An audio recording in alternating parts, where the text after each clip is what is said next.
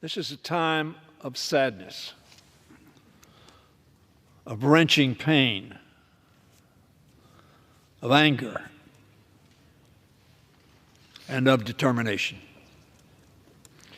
It is my solemn duty, Mr. Speaker, to speak on this floor today about a courageous, talented, and generous young man, Itay Chen.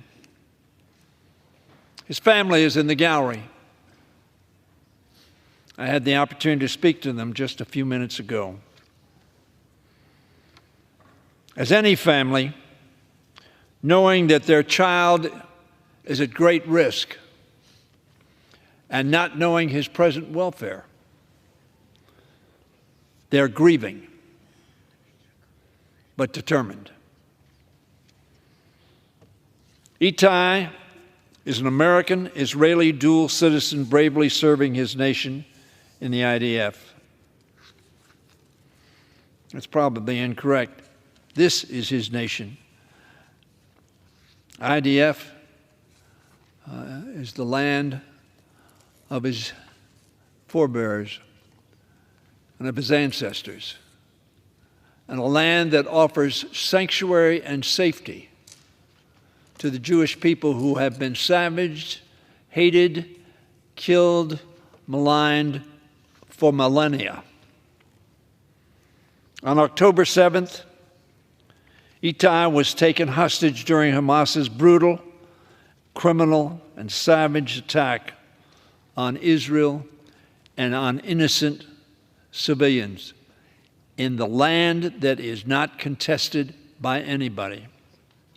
Itay is only 19 years old.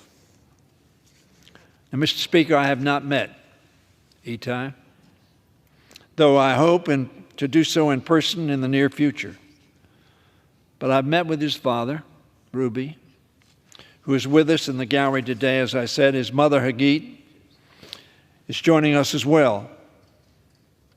Mr. Speaker, everything I've heard about their son has only reinforced my resolve to help bring Itay home, and the other hostages home as well.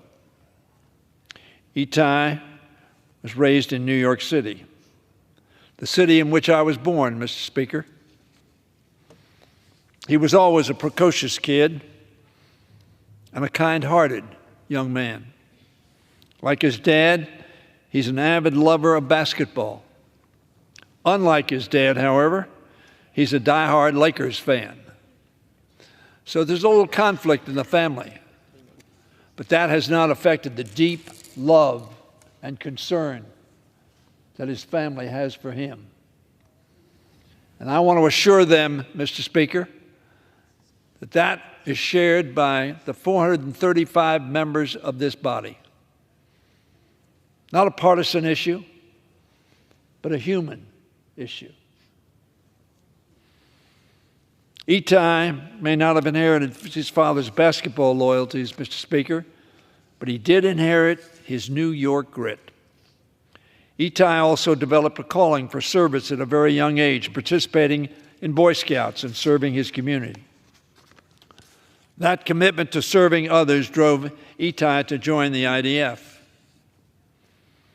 I know his experience in captivity, as awful as it is. And very frankly, Mr. Speaker, the Red Cross that has seen the horror of how these hostages are being kept ought to tell the world that truth. But we know that his experience will not break his generous spirit and his dedication to the sacred Jewish principle of tikkun olam, repairing the world, to doing good so that others may do better. He, his parents, Ruby, who I've referenced, Hagit, his mother, his brothers Roy and Alon, and the rest of his family and friends continue to show tremendous resilience and courage. And we can do no less in the Congress.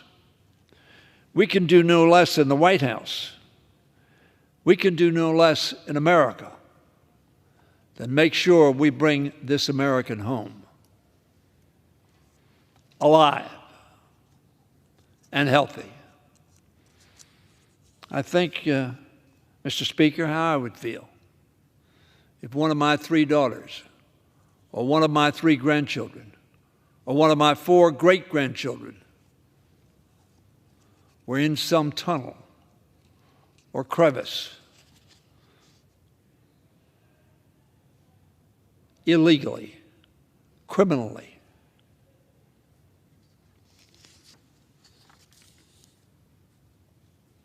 I would do everything I could to get them back.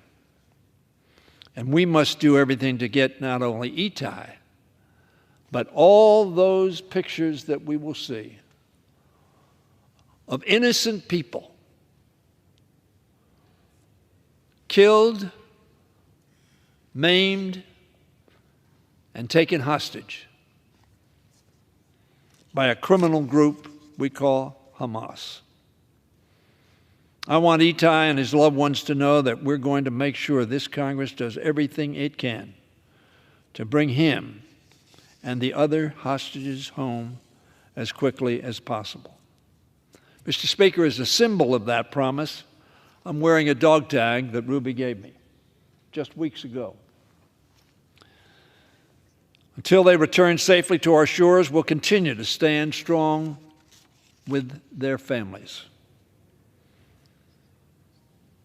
Their grief is our grief. Their hope is our hope. And that hope grows as hostages are relieved or released. But it will not end until they are all home, safe, in the arms of their families and loved ones.